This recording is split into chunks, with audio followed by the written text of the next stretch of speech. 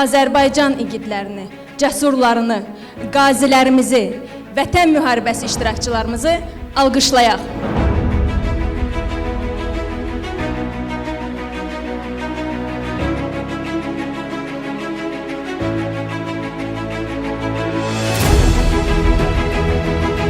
Möhtəşəm qələbə günü münasibətilə mən hər birinizi Dövlət Gömrük Komitəsinin şəxsi heyəti adından təbrik edirəm.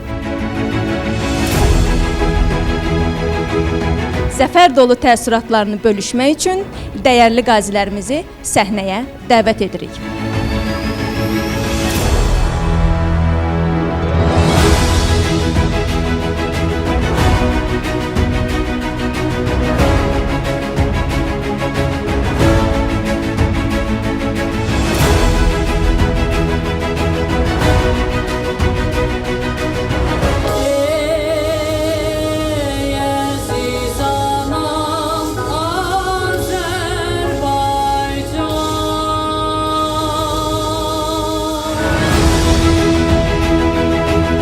Yaşa, var ol müdrik Ali Başkomandan.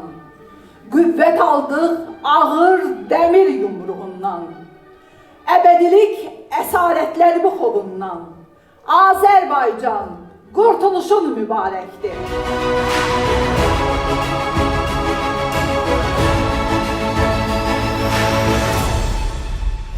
Çok mert kesti canından can, düşer düştü kana meydan.